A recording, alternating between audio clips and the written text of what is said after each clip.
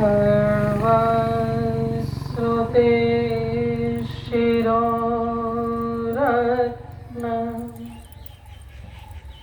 विराजितपदाम्बुजः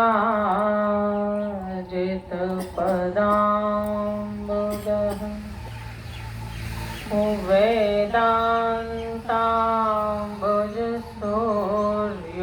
यः तस्मै श्री गुरुवे नमः। तस्मै श्री गुरुवे नमः। श्री सद्गुरुदेव बाबा के चरणों में नमन करते हुए आप सबों को मेरा नमो नारायण। हम सभी लोग प्रशांत योगाश्रम पंडारक मंच पर आयोजित 7 दिवसीय सत्संग सत्र जो 2025 ईस्वी के 30 अप्रैल से 6 मई तक आयोजित है, इसके तृतीय दिवस के सत्संग सत्र में उपस्थित हैं। पूर्व के सत्संग में हमने यह निवेदन किया कि हम सभी लोग सत्संग का सानिध्य प्राप्त करते हैं, संत महापुरुषों का सानिध्य प्राप्त करते हैं। किस लिए? विचार करने पर पता चलता है कि अधिकांशतः हम अपनी कामना की पूर्ति के लिए ही सत्संग संत महापुरुषों के सानिध्य को प्राप्त करते हैं। दूसरा, प्रत्यक्ष में कामना न भी दिखती हो, लेकिन परोक्ष रूप से पुण्य की प्राप्ति हो जाए। सत्संग में जाने से, सत्संग के श्रवण करने से, संत महापुरुषों के सानिध्य से पुण्य की प्राप्ति होती है, ऐसा विचार करके भी हम सत्संग का सानिध्य प्राप्त करते हैं। क्योंकि पुण्य के परिणाम स्वरूप ही सुख की प्राप्ति होती है और यह सुख ही हम सभी लोगों का अभिष्ट है। यदि विचार किया जाए तो हम देखते हैं कि बड़े बड़े चरित्र, चाहे वह श्री विभीषण जी का जीवन चरित्र हो, सुग्रीव का जीवन चरित्र हो, हम देखते हैं कि उनकी जो भगवान की तरफ अभिमुखता है, यह कामना को लेकर के ही होती हुई दिखती है। श्री विभीषण जी के मन में ऐसी कामना थी कि काश मैं लंका का राजा होता। भगवान के प्रति उनके मन में भक्ति है, भगवान के महात्म्य का ज्ञान उन्हें है, और यही ज्ञान जब उन्होंने रावण को दिया तो रावण ने उन्हें लात मारकर लंका से निकाल दिया।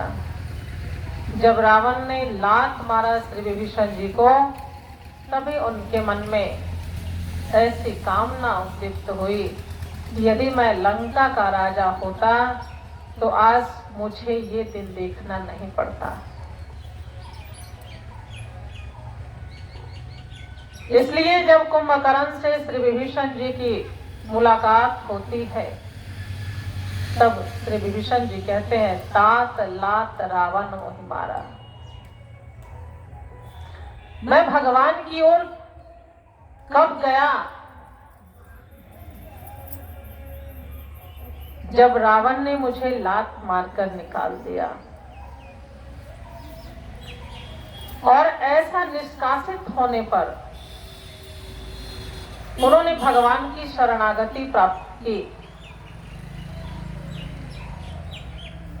और भगवान के पास जब श्री विभीषण जी जाते हैं तो भगवान ने कहा कि मेरे दर्शन का फल तो अमोघ होता है। इसलिए भगवान ने श्री विभीषण जी को लंकेश कह के पुकारा। श्री विभीषण जी को ऐसा लगता है कि शायद भगवान परिहास कर रहे हैं। मैं लंका का राजा तो हूं नहीं, फिर भी भगवान मुझे लंकेश कह रहे हैं।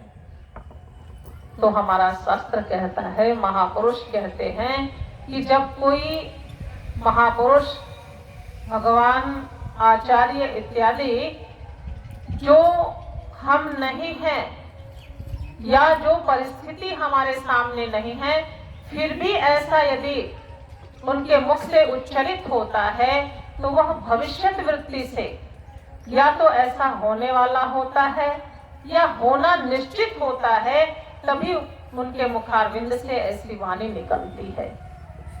इसलिए भविष्यत वृत्ति से भगवान ने श्री विभीषण जी को लंकेश कहकर पुकारा। लेकिन जब श्री विभीषण जी को यह पता चला कि भगवान मुझे लंका का राजा बनाना चाहते हैं, तब उन्होंने निवेदन किया भगवान से कि प्रथम और कछु वासना रही। पहले मेरे मन में ऐसी कामना, ऐसी वासना थी कि मैं लंका का राजा बनना चाहता था, लेकिन आपके दर्शन होने से, आपके दर्शन के पश्चात मानो कि वह कामना भी निवृत्त हो गई। लेकिन भगवान ने कहा, चूंकि तुम इसी कामना को लेकर के मेरे पास आए थे, इसलिए पहले तुम्हारी यही कामना पूर्ति होगी। इसलिए श्री विभीषण जी को लंकेश बनना पड़ा, लंका का राजा बनना पड़ा। तो हम देखते हैं कि बड़े बड़े महापुरुष जो कामना को लेकर के ही भगवान के पास अभिमुख हुए, तो हमारी क्या विशाल। श्री विभीषण जी को रावण ने लात मारकर निकाला था। हमें भी परिस्थितियां मानो की लात मारती हैं। हम भी परिस्थितियों से प्रभावित होकर संत महात्मा के सानिध्य को प्राप्त करते हैं, सत्संग का सानिध्य प्राप्त करते हैं कि शायद हमारी समस्या का कोई समाधान, कोई निराकरण हमें प्राप्त हो जाए। शायद सत्संग के पुण्य के प्रभाव से हमारी यह कामना पूरी हो जाए, ऐसा हम भी सोचते हैं। और इन्हीं वृत्तियों से अभिभूत होकर कदाचित जब हम सत्संग की ओर अग्रसर होते हैं, तो श्री विभीषण जी की कामना तो पूरी हो गई और उनके मन में भगवान के दर्शन के पश्चात लंका बनने की भी कामना रही नहीं थी, निवृत्त हो गई थी। लेकिन हमारे मन से कामनाएं जाती नहीं। एक बार यदि किन्हीं संत महापुरुषों के सानिध्य से हमारी कामना की पूर्ति हो जाए, तो मानो कि संत महापुरुषों को हम अपनी कामना पूर्ति का एक साधन मान लेते हैं। जब कभी कोई समस्या उत्पन्न होती है, हम उनके पास पहुंच जाते हैं। जबकि संत महापुरुष गुरुजन हमें हमेशा अपने कामनाओं को शिथिल करने का ही उपदेश देते हैं कि कामनाओं को किस प्रकार से शिथिल किया जा सकता है, ऐसी साधना का विधान करते हैं। लेकिन उन साधनाओं के प्रति हम अभिमुख नहीं होते। हम केवल और केवल ऐसा चाहते हैं कि संत महापुरुषों की कृपा प्रसाद से हमारी कामना की पूर्ति हो जाए। और जब हम ऐसा सोचते हैं केवल कामना की पूर्ति के बारे में, तो कामना का यह स्वभाव होता है कि वह पूरी होकर के पुनः बढ़ जाती है, पुनः उत्पन्न हो जाती है। कामनाएं कभी समाप्त नहीं होती। इसके लिए आवश्यकता होती है कि हमारे जीवन में कोई मार्गदर्शक हो जो कामनाओं के स्वरूप की, के विज्ञान की हमें जानकारी देने वाला हो। श्री विभीषण जी को इस जीवन विज्ञान को देने वाले श्री हनुमान जी थे। उन्होंने भगवान के स्वरूप का वर्णन किया था। श्री विभीषण जी के पास गए शरण प्रभु राखी हैं सब अपराध विसारे, ऐसा किसने बताया था? श्री हनुमान जी ने बताया था। ऐसे पथ प्रदर्शक मार्गदर्शक थे श्री विभीषण जी के जीवन में। तब श्री विभीषण जी की जो निष्ठा है, जो जीवन का विज्ञान है, उसके प्रति वह सजग हैं और अपने जीवन के लक्ष्य के प्रति वो अग्रसर होते हैं। कामनाओं के पूर्ति के लिए भी वह भगवान की शरणागति प्राप्त नहीं करते, बल्कि उस भगवत स्वरूप की शरणागति के लिए ही वह प्रस्तुत होते हैं। ऐसा कब हो पाता है? जब जीवन में श्री हनुमान जी जैसा मार्गदर्शक गुरु की जीवन में प्रतिष्ठा होती है। इसलिए हम सत्संग में आकर के भी यदि सत्संग के महत्व को नहीं जानते, इसकी उपयोगिता को नहीं जानते, तो कामनाओं की पूर्ति मात्र हो जाना ही यह हमारी समस्याओं का समाधान नहीं होता। हमारी समस्याओं का समाधान तो उस दिन होता है जब जीवन में दुख की आत्यंतिक निवृत्ति हो जाए, समस्याएं रह ही न जाएं, ऐसी स्थिति। और ऐसी स्थिति केवल कामनाओं की पूर्ति से नहीं होती। कामनाओं की जब जब पूर्ति नहीं होगी तब तब हम दुखी होंगे। जब एक कामना की पूर्ति हो जाने पर जितनी खुशी नहीं होती, उतनी दूसरी कामना की पूर्ति न होने पर हमें दुख की प्राप्ति हो जाती है। ऐसा हम सभी का अनुभव है। इसलिए कामना की पूर्ति का हो जाना यह समाधान नहीं है। यदि कामना की पूर्ति का हो जाना ही समाधान होता तो भगवान ने नारद जी की कामना की पूर्ति क्यों नहीं की? नारद जी भी विवाह करना चाहते थे, लेकिन भगवान ने स्वयं यही विधि होय नाथ हित मोरा, श्री नारद जी ने प्रार्थना किया है भगवान से। इसलिए भगवान ने भी कहा कि जिस विधि से तुम्हारा हित होगा मैं तो वही करूंगा। और हित किसमें है? कामनाओं की पूर्ति कर देना मात्र यह हमारा, इसमें हमारा हित नहीं है, बल्कि जीवन के परम लक्ष्य को प्राप्त करने में ये कामनाएं यदि बाधक बनती हैं तो इन कामनाओं को हम किस प्रकार से शिथिल कर सकते हैं, इन कामनाओं की गति कहां तक हो सकती है, इन कामनाओं का दुष्परिणाम क्या होता है, इसका विज्ञान जान करके इन कामनाओं से उपरम हो जाना ही हमारा कर्तव्य होता है।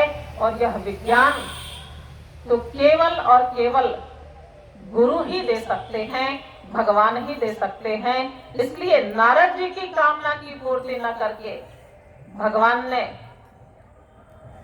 श्री नारद जी को यह जीवन विज्ञान दिया कि नारद जी के जीवन में भगवत भक्ति की प्रतिष्ठा हो गई।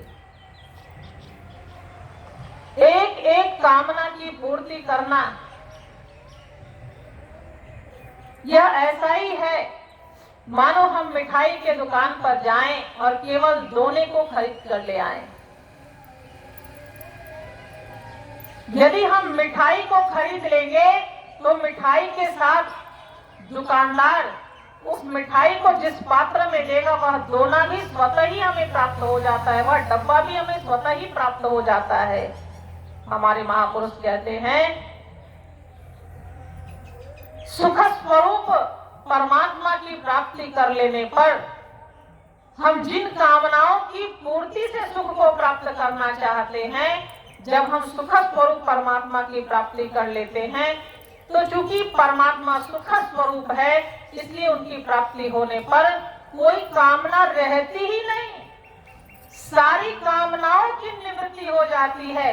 इसलिए श्री विभीषण जी ने जब भगवान श्री राम का दर्शन किया तो उनके मन में यह कामना नहीं रही कि अब मैं लंकेश बन जाऊं।